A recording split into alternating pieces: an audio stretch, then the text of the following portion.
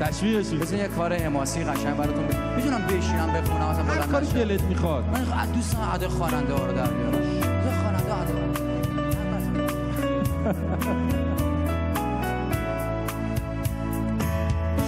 ما برای پرسیدن نام گلی ناشناس چه سفرها کردیم، چه سفرها کردیم.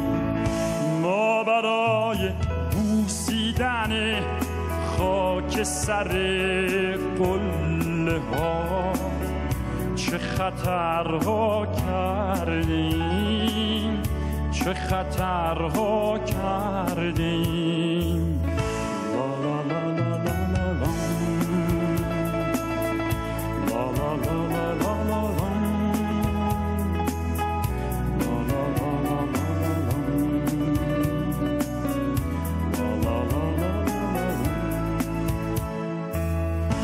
ما برای آنکه ایران گوهری تابان شود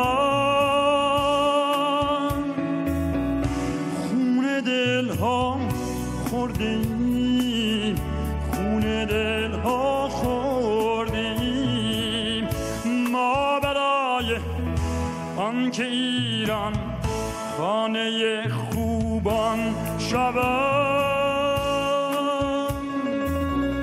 رنج دوران بردیم، رنج دوران بردیم. بسیار عالی، بسیار عالی. تشویقشون کنید. خدمت همه شما عزیزان و همه ایرانیان خوبمون افتخار میکنم به کشور خوبمون و مردم خوبمون. این تشویقی که شما داشتید هم تشویق حسن ریوندی بود، هم خدا رحمتش کنه نادر ابراهیمی که این ترانه رو ساخته بود و همینطور استاد ارجمند جناب آقای محمد نوری. آقای فخر بخش و وش فرق نمیکنه.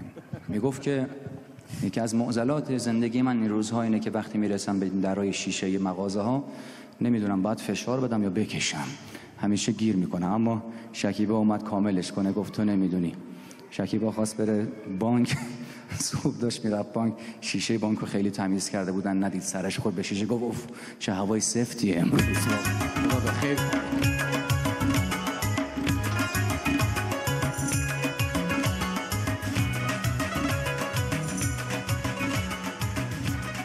اولا که من یه مطلبی رو بگم، حسن ریوندی شاید توی به من بگو چرا گوشی تلویزیونی بزرگ خریدی؟ رفته بزرگترین سایز گوشی تلفن همراه رو خریده. گفتم برای چی؟ برای رزولوشن تصویرش. گفت نه. گفتم به خاطر 4 هسته‌ای سرعتش بالاست. گفت نه. گفتم آقای فخربخش این گوشی به این گندگی برای چی خریدی؟ گفت به خاطر اینکه تنها گوشیه که از سوراخ توالت رد نمیشه. حالا هر چی داشته انداخته توالت رفته. یه مقدار حواستو جمع کن. سعی نکن که صورت مسئله رو پاک کنی، سعی کن مسئله رو حل کنی.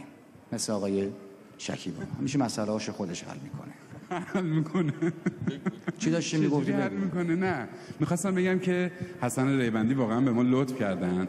تو برنامه تلویزیونی خیلی آفتابی نمیشی. آخه بحث تلفن مطرح شد. آقای شکیبا میگفت من گوشی تلفن رو برداشتم هول شدم یه لحظه. مثل شخص مورد نظرم پشت خیلی آدم مهمی بوده. میخواستم بگم که الو بله، گفتم بله و اله.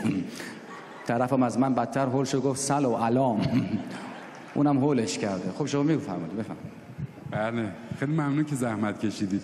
حسن ما خیلی فرصت نداریم، یه آیتم دیگه خیلی خوبم ازت ببینیم و بعدش دیگه. خیلی جوگیرن جفتشون، اینجوری نگاهشون نکنید.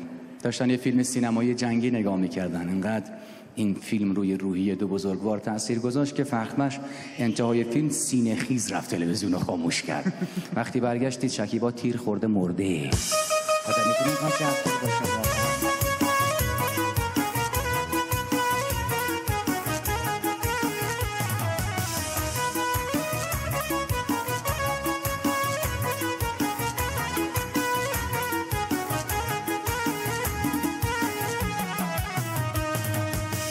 خودمم نه خاطره، منظرم نه پنجره، من یه هوای تازه ام در نگاه حنجره.